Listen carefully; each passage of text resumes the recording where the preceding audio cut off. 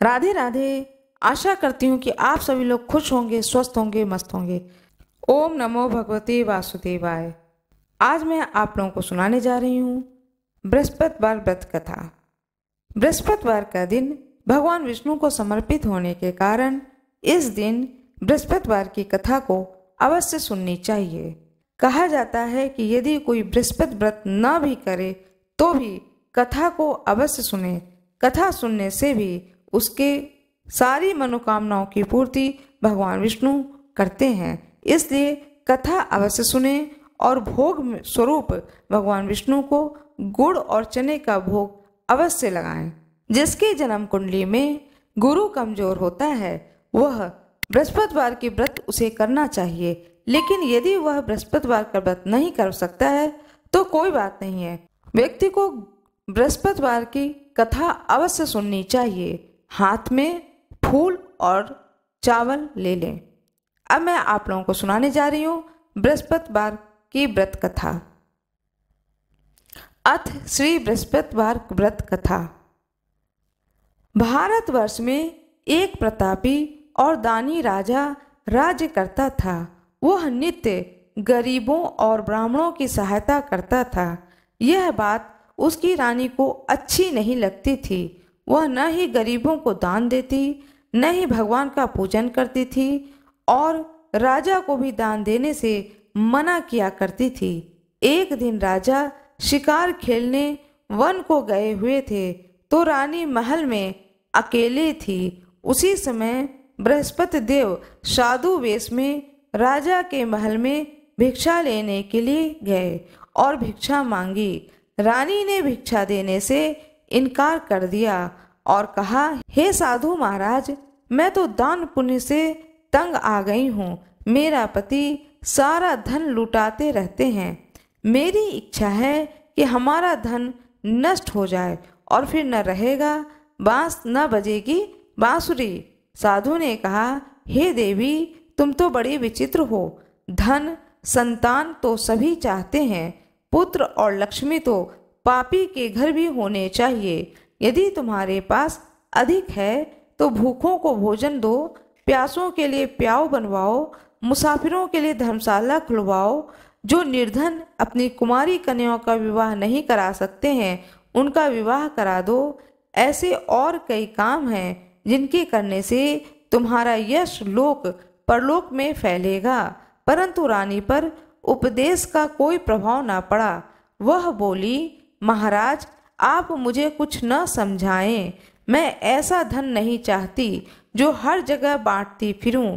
साधु ने उत्तर दिया कि यदि तुम्हारी ऐसी इच्छा है तो तथास्तु।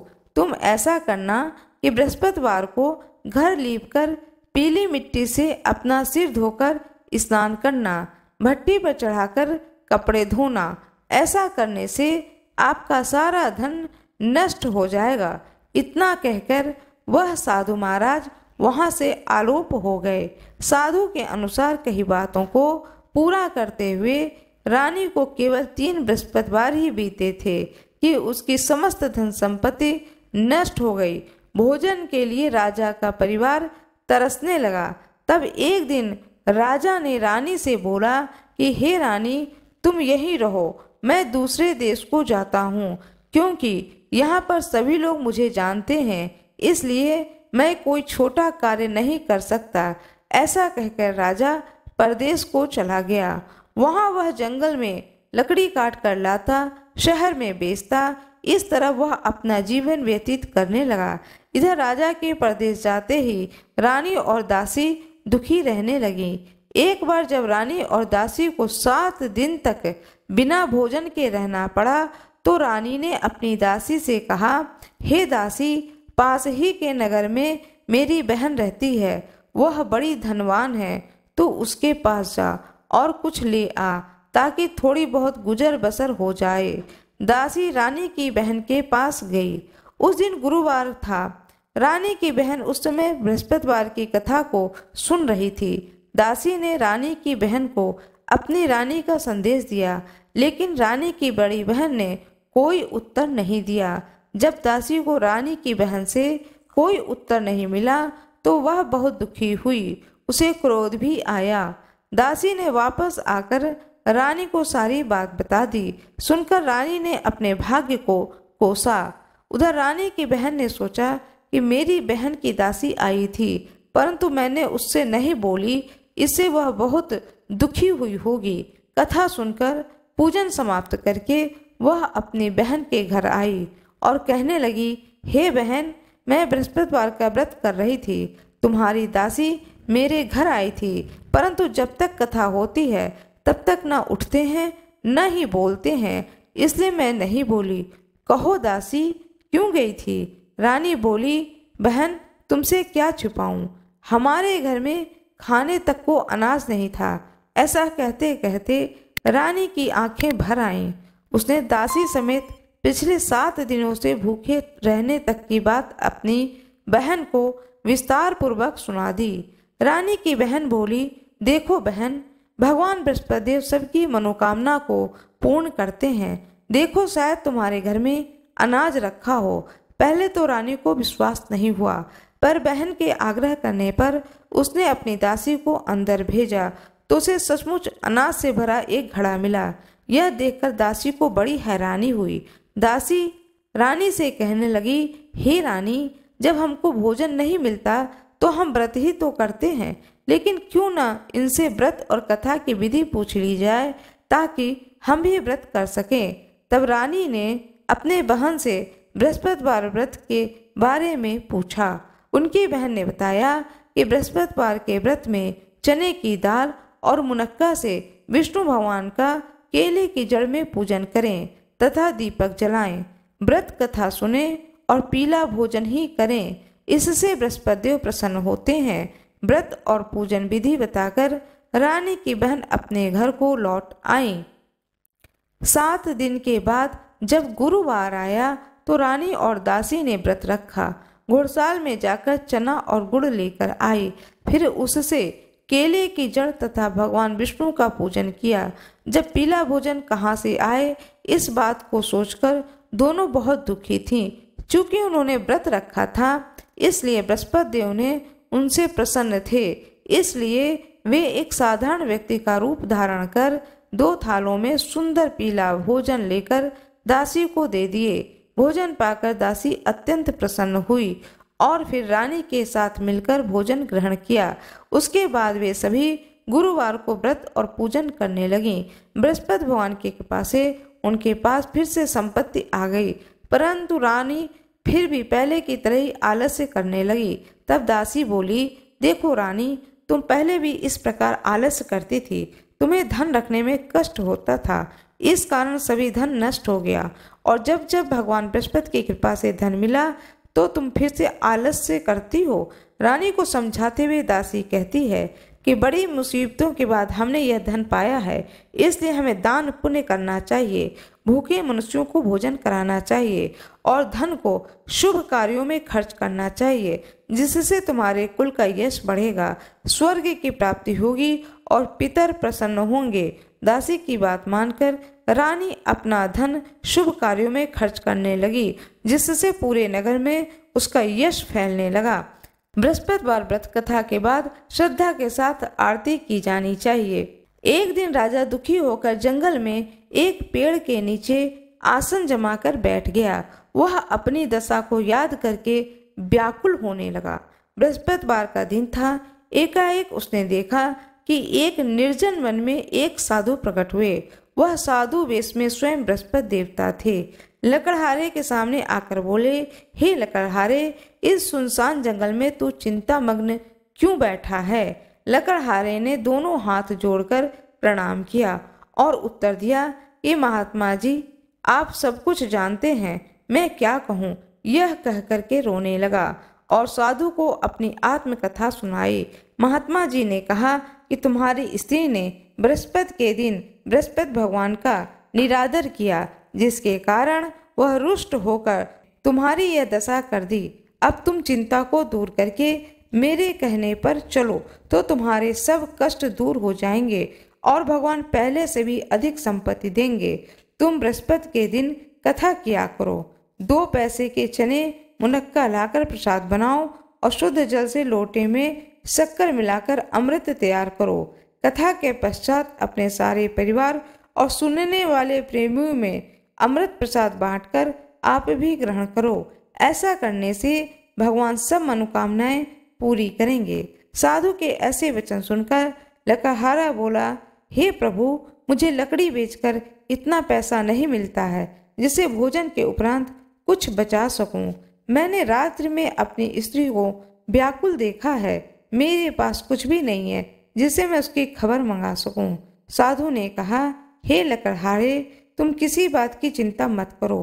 बृहस्पति के दिन तुम रोजाना की तरह लकड़ियां लेकर शहर को जाओ। तुमको रोज से दुगना धन प्राप्त होगा, जिससे तुम भली भांति भोजन कर लोगे तथा बृहस्पति देव की पूजा का सामान भी आ जाएगा। इतना कहकर साधु अंतर्ध्यान हो गए। धीरे धीरे समय व्यतीत होने पर वही बृहस्पतिवार का दिन आया। लकड़हारा जंगल से लकड़ी काटकर किसी शहर में बेचने गया। उसे उस दिन और दिन से अधिक पैसा मिला। राजा ने चना गुड़ आदि लाकर गुरुवार का व्रत किया। उस दिन से उसके सभी क्लेश दूर हुए। परंतु जब दोबारा गुरुवार का दिन आया तो बृहस्पतिवार का व्रत करना भूल गया। इसलिए बृहस्पति भगवान नाराज हो गए। उस दिन उस नगर के राजा ने विशाल यज्ञ का आयोजन किया तथा शहर में यह घोषणा करा दी कि कोई भी मनुष्य अपने घर में भोजन न बनावे, न आग जलावे। समस्त जनता मेरे यहाँ भोजन करने आवे। इस आज्ञा को जो न मानेगा उसे फांसी की सजा दी जाएगी। इस तरह की घोषणा संपूर्ण नगर में करवा दी गई। राजा के आज्ञा अनुसार शहर के सभी लोग भोजन करने गए, लेकिन लकड़हारा कुछ देर से पहुंचा। इसलिए राजा उसको अपने साथ घर लिवा ले गए और ले जाकर भोजन करा रहे थे तो रानी की दृष्टि उस खूंटी पे पड़ी जिस पर उसका हार लटका हुआ था। वह दिखाई नहीं दिया। रानी ने निश्चय किया कि मेरा यह हार इस मनुष्य ने चुरा लिया। उसी समय सिपाहियों को बुलाकर उसको कारागार में डलवा दिया। जब लकड़हारा कारागार में पड़ गया और बहुत दुखी होकर विचार करने लगा कि न जाने कौन से पूर्व जन्म के कर्म से मुझे यह दुख प्राप्त हुआ है, और उसी साधु को याद करने लगा जो कि जंगल में मिला था। उसी समय तत्काल बृहस्पति देव साधु के रूप में प्रकट हुए और उसकी दशा को कहने लगे, अरे मूर्ख, तूने बृहस्पति देव की कथा नहीं करी, इस कारण तुझे यह दुख प्राप्त हुआ। अब चिंता मत कर। बृहस्पतिवार के दिन कारागार के दरवाजे पर 4 पैसे पड़े मिलेंगे। उनसे तू बृहस्पति देव की पूजा करना, तभी तेरे सभी कष्ट दूर हो जाएंगे। बृहस्पति के दिन उसे 4 पैसे मिले। लकड़हारे ने कथा कही। उसी रात्रि को बृहस्पति देव ने उस नगर के राजा को स्वप्न में कहा, हे राजा, तूने जिस आदमी को कारागार में बंद कर दिया है वह निर्दोष है, वह राजा है, उसे छोड़ देना। रानी का हार उसी खूंटी पर लटका है। अगर तू ऐसा नहीं करेगा तो मैं तेरे राज्य को नष्ट कर दूंगा। इस तरह रात्रि के स्वप्न को देखकर राजा प्रातःकाल उठा और खूंटी पर हार देख करके लकड़हारे को बुलाकर क्षमा मांगी तथा लकड़हारे को योग्य सुंदर वस्त्र आभूषण देकर विदा कर दिया। बृहस्पति देव के आज्ञा अनुसार लकड़हारा अपने नगर को चला। राजा जब अपने नगर के निकट पहुंचा तो उसे बड़ा ही आश्चर्य हुआ। नगर में पहले से अधिक बाग, तालाब, कुएं, बहुत सी धर्मशाला, मंदिर आदि बन गए हैं। राजा ने पूछा कि यह किसका बाग है और धर्मशाला है। तब नगर के लोग कहने लगे, यह सब रानी और बांदी के हैं। तो राजा को आश्चर्य और गुस्सा भी आया। जब रानी ने यह खबर सुनी कि राजा आ रहे हैं तो उन्होंने बांदी से कहा कि हे दासी, देख, राजा हमको कितनी बुरी हालत में छोड़ गए थे। हमारी ऐसी हालत देखकर वह लौट न जाए, इसलिए तू दरवाजे पर खड़ी हो जा। आज्ञा अनुसार दासी दरवाजे पर खड़ी हो गई। राजा आए तो उन्हें अपने साथ निभा लाई। तब राजा ने क्रोध करके अपनी रानी से पूछा कि यह धन तुम्हें कैसे प्राप्त हुआ। तब उन्होंने कहा, हमें यह सब धन बृहस्पति देव के इस व्रत के प्रभाव से प्राप्त हुआ। राजा ने निश्चय किया कि 7 रोज बाद तो सभी बृहस्पति देव का पूजन करते हैं, परंतु मैं प्रतिदिन दिन में 3 बार कहानी तथा रोज व्रत किया करूंगा। अब हर समय राजा के दुपट्टे में चने की दाल बंधी रहती थी तथा दिन में 3 बार कहानी कहता था। एक रोज राजा ने विचार किया कि चलो अपनी बहन के यहाँ हो आए। इस तरह निश्चय कर राजा घोड़े पर सवार हो अपनी बहन के यहाँ को चलने लगा। मार्ग में उसने देखा कि कुछ आदमी एक मुर्दे को लिए जा रहे हैं। उन्हें रोककर राजा कहने लगे, अरे भाइयों, मेरे बृहस्पति देव की कथा सुन लो। वे बोले, हमारा तो आदमी मर गया है, इसको अपनी कथा की पड़ी है। परंतु कुछ आदमी बोले, अच्छा कहो, हम तुम्हारी कथा भी सुनेंगे। राजा ने दाल निकाली और जब कथा आधी हुई तो मुर्दा हिलने लगा, और जब कथा समाप्त हो गई तो राम राम कह के मनुष्य उठकर खड़ा हो गया। आगे मार्ग में उसे एक किसान खेत में हल चलाता हुआ मिला। राजा ने उसे देखकर उससे बोले, अरे भैया, तुम मेरी बृहस्पतिवार की कथा सुन लो। किसान बोला, जब तक मैं तेरी कथा सुनूंगा तब तक 4 हरैया जोत लूंगा। जा अपनी कथा किसी और को सुनाना। इस तरह राजा आगे चलने लगा। राजा के हटते ही बैल पछाड़ खाकर गिर पड़ा तथा किसान के पेट में बड़े जोर का दर्द होने लगा। उस समय उसकी माँ रोटी लेकर आई। जब उसने यह देखा तो अपने पुत्र से सब हाल पूछा।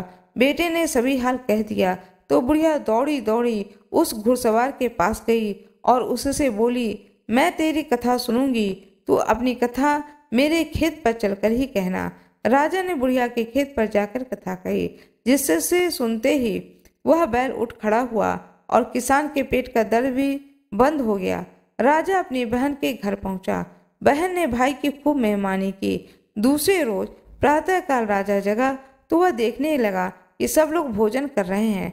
राजा ने अपनी बहन से कहा कि ऐसा कोई मनुष्य है जिसे भोजन नहीं किया है, मेरे बृहस्पतिवार की कथा सुन ले। बहन बोली, भैया, यह देश ही ऐसा है कि पहले यहाँ लोग भोजन करते हैं, बाद में अन्य काम करते हैं। अगर कोई पड़ोस में हो तो देखाऊं। ऐसा कहकर चली गई, परंतु उसे कोई ऐसा व्यक्ति नहीं मिला जिसने न भोजन किया हो। अतः वह एक कुम्हार के घर गई जिसका लड़का बीमार था। उसे मालूम हुआ कि उसके यहाँ 3 रोज से किसी ने भोजन नहीं किया है। रानी ने अपने भाई की कथा सुनने के लिए कुम्हार से कहा तो वह तैयार हो गया। राजा ने जाकर बृहस्पतिवार की कथा कही, जिसको सुनकर उसका लड़का ठीक हो गया। अब तो राजा की प्रशंसा होने लगी। एक रोज राजा ने अपनी बहन से कहा कि हे बहन, हम अपने घर को जाएंगे, तुम भी तैयार हो जाओ। राजा की बहन ने अपनी सास से कहा। सास ने कहा, हाँ चली जा, परंतु अपने लड़कों को मत लेकर जाना, क्योंकि तेरे भाई के कोई औलाद नहीं है। बहन ने अपने भैया से कहा, हे भैया, मैं तो चलूंगी, परंतु कोई बालक नहीं जाएगा।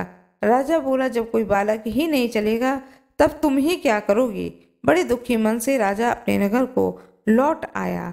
राजा ने अपनी रानी से कहा कि हम निर्वंशी हैं, हमारा मुंह देखने का धर्म नहीं है और कुछ भोजन आदि नहीं किया। रानी बोली, हे प्रभु, बृहस्पति देव ने हमें सब कुछ दिया है तो वह हमें औलाद अवश्य देगी। उसी रात को बृहस्पति देव ने राजा से स्वप्न में कहा, हे राजा, उठ, सभी सोच त्याग दे, तेरी नानी गर्भ से है। राजा को यह बात सुनकर बड़ी खुशी हुई। 90 महीने में उसके गर्भ से एक सुंदर पुत्र पैदा हुआ। तब राजा बोला, हे रानी, स्त्री बिना भोजन के रह सकती है, पर बिना कहे नहीं रह सकती।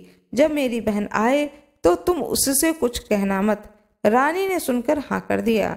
जब राजा की बहन ने यह शुभ समाचार सुना तो बहुत खुश हुई तथा बधाई लेकर अपने भाई के यहाँ आई। तभी रानी ने कहा, घोड़ा चढ़कर तो आई नहीं, गधा चढ़ी आई।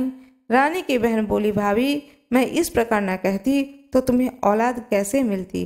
बृहस्पति देव ऐसे ही हैं, जैसी जिसकी मन में कामनाएं हैं सभी को पूर्ण करते हैं। जो सद्भाव पूर्वक बृहस्पतिवार का व्रत करता है एवं कथा पढ़ता है अथवा सुनता है या दूसरों को सुनाता है, बृहस्पति देव उसकी सभी मनोकामनाओं को पूर्ण करते हैं। बृहस्पति भगवान की जय, लक्ष्मी माता की जय, विष्णु भगवान की जय, सारी देवी देवताओं की जय। अब मैं आप लोगों को कथा सुनाने जा रही हूँ, गुरु प्रदोष व्रत कथा। हाथ में फूल और चावल ले लें।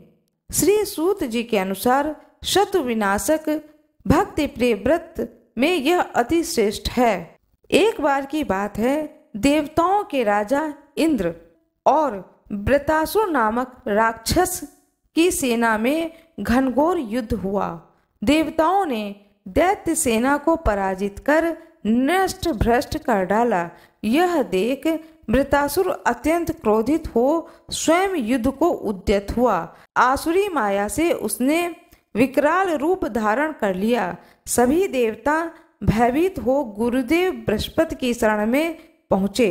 बृहस्पति महाराज बोले, पहले मैं तुम्हें वृत्रासुर का वास्तविक परिचय दे दूं। वृत्रासुर बड़ा प्रतापी और तपस्वी कर्मनिष्ठ है। उसने गंधमादन पर्वत पर घोर तपस्या कर शिव जी को प्रसन्न किया। पूर्व समय में वह चित्ररथ नाम का राजा था। एक बार वह अपने विमान से कैलाश पर्वत चला गया। वहां शिव जी के वाम अंग में माता पार्वती को विराजमान देखकर वह उपहास पूर्वक बोला, हे प्रभु, मोह माया में फंसे होने के कारण हम स्त्रियों के वशीभूत रहते हैं, किंतु देवलोक में ऐसा दृष्टिगोचर नहीं हुआ कि स्त्री आलिंगनबद्ध हो सभा में बैठे। चित्ररथ के यह वचन सुनकर सर्वव्यापी शिव शंकर भगवान हंसकर बोले, हे राजन, मेरा व्यवहारिक दृष्टिकोण पृथक है। मैंने मृत्युदाता कालकूट महाविष का पान किया है, फिर भी तुम साधारण जन की भांति मेरा उपहास उड़ाते हो। माता पार्वती क्रोधित हो चित्ररथ से संबोधित हुई। माता पार्वती ने क्रुद्ध होकर के कहा कि अरे दुष्ट, तूने सर्वव्यापी महेश्वर के साथ में मेरा भी उपहास उड़ाया है। अतएव मैं तुझे वह शिक्षा दूंगी कि तू फिर ऐसे संतों के उपहास का दुस्साहस नहीं करेगा। अब तू दैत्य स्वरूप धारण कर और विमान से नीचे गिर। मैं तुझे शाप देती हूँ। जगदम्बा भवानी के अभिशाप से चित्ररथ राक्षस योनि को प्राप्त हुआ और त्वष्टा नामक ऋषि के श्रेष्ठ तप से उत्पन्न हो वृत्रासुर बना। गुरुदेव बृहस्पति आगे बोले, वृत्रासुर बाल्यकाल से ही शिव भक्त रहा, अतः हे इंद्र, तुम बृहस्पति प्रदोष व्रत कर भगवान शंकर को प्रसन्न करो। देवराज ने गुरुदेव की आज्ञा का पालन कर बृहस्पति प्रदोष व्रत किया। गुरु प्रदोष व्रत के प्रभाव से इंद्र ने शीघ्र ही वृत्रासुर पर विजय प्राप्त कर ली और देवलोक में शांति छा गई। अतः प्रदोष व्रत हर शिव भक्त को अवश्य करना चाहिए। भगवान शंकर की जय हो, माता पार्वती की जय हो, भगवान गणेश की जय हो। श्री शिवाय नमस्तुभ्यम। बृहस्पति भगवान की जय, लक्ष्मी माता की जय, विष्णु भगवान की जय, सारी देवी देवताओं की जय। कृपया मेरे वीडियो को लाइक करिएगा, चैनल को सब्सक्राइब करिएगा, बेल आइकन दबाना ना भूलिएगा। जो कोई भी मेरे इस चैनल पर नए हों, कृपया मेरे चैनल को सब्सक्राइब अवश्य कर दीजिएगा। धन्यवाद।